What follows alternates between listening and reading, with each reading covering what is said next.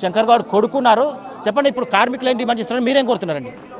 మీరు బయటికి పంపేలా కోరుతున్నారు, డిపోకి పంపేలా 10 years అని చెప్తున్నా వాళ్ళకు. వాళ్ళ ఇంట్లో ఎలా ఏం ప్రాబ్లమ్స్ అని చెప్తాను. నాకు 10 years బయటికి పోవాలి. కార్మికుల గురించే వాళ్ళు ఫైట్ చేసింది కదా డాడీ, వాళ్ళ గురించే కదా. 10 years అయితే ఏమవుతుంది?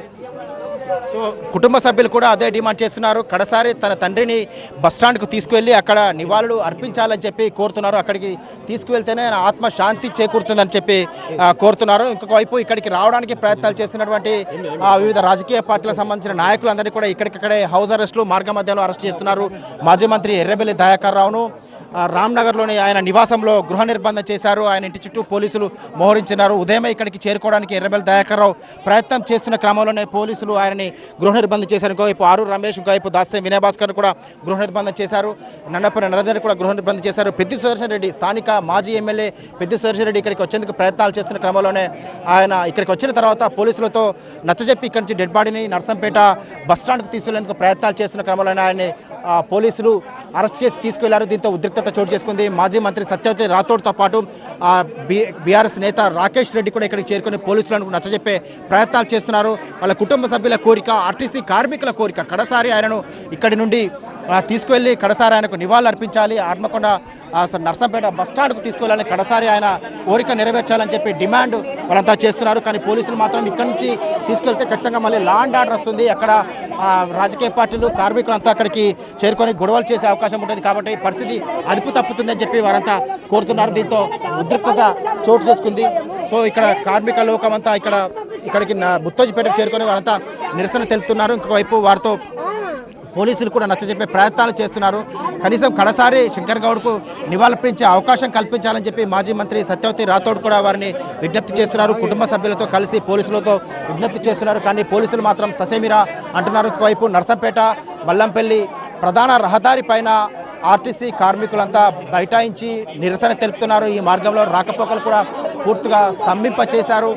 ఎవరు కూడా రాజకీయ పార్టీలు ఎవరిని అనుమతించకుండా కేవలం ఆయన ఒక్క డెడ్ బాడీని అయినా నర్సంపేట డిపో వరకు అనుమతించాలి, నర్సంపేట బస్టాండ్లో ఆయనకు కడసారి నివాళులు అర్పించి ఆయన ఆత్మకు శాంతి చేకూరేలా చేయాలని చెప్పి వారంతా ప్రాధేయపడుతున్నారు. కానీ పోలీసులు మాత్రం ఇక్కడి నుండి డెడ్ బాడీని తీసుకువెళ్తే లా అండ్ ఆర్డర్ వస్తుందని చెప్పి పోలీసులు చెప్తున్నారు. దీంతో ఇక్కడ ఉద్రిక్తత, ఉద్వేగభరిత వాతావరణం కనిపిస్తుంది. కుటుంబ సభ్యులు కూడా తన తండ్రికి చివరిసారి డిపోకు తీసుకువెళ్ళి ఆత్మకు శాంతి చేకూరేలా చేయాలని చెప్పి ప్రాధేయపడుతున్నారు. కానీ పోలీసులు మాత్రం ఎట్టి పరిస్థితులను ఒప్పుకునే ప్రసక్తే లేదే అంటున్నారు.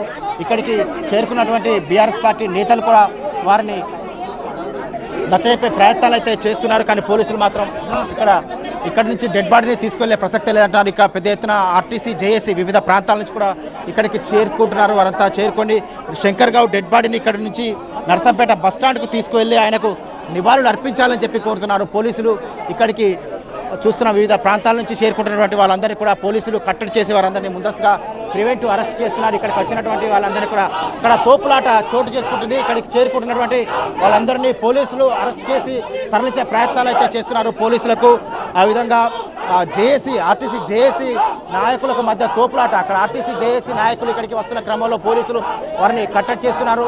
దీంతో ఇక్కడ ముత్తోజిపేట గ్రామంలో శంకర్ గౌడ్ అంతిమ సంస్కారాల సందర్భంగా ఒక హైటెన్షన్ వాతావరణం కొనసాగుతుంది. ఇక్కడికి చేరుకున్నటువంటి ఆర్టీసీ జేఏసీ అదేవిధంగా వివిధ రాజకీయ పార్టీల నాయకులందరినీ కూడా అరెస్ట్ చేసి వివిధ పోలీస్ స్టేషన్లకు తరలిస్తున్నారు. దీంతో ముత్తోజిపేట గ్రామం ఒక్కసారిగా ఉద్రిక్త వాతావరణానికి వేదికగా మారింది. శంకర్ గౌడ్ అంతిమ సంస్కారాలు ఇక్కడ తీవ్ర ఉద్రిక్తతకు దారితీశాయి. ఇక్కడికి చేరుకుంటున్నటువంటి వివిధ రాజకీయ పార్టీల నాయకులందరినీ పోలీసులు అరెస్ట్ చేసి వివిధ పోలీస్ స్టేషన్లకు తరలిస్తున్నారు. అంతిమ సంస్కారాలు ఖచ్చితంగా శంకర్ గౌడ్ డెడ్ బాడీని ఇక్కడి నుండి తీసుకెళ్ళి నర్సంపేట బస్టాండ్ వద్ద అంతిమ సంస్కారాలు నిర్వహించిన తర్వాతే ఇక్కడ అంత్యక్రియలు నిర్వహిస్తాం, అక్కడ నివాళులు అర్పించిన తర్వాతే ఆయనకు అంతిమ సంస్కారాలు నిర్వహిస్తామని చెప్పి కుటుంబ సభ్యులు కూడా చెప్తున్నారు. బీఆర్ఎస్ నేతలు ఇక్కడ చెప్పండి, ఏంటి మాట చేస్తున్నారు మీరు?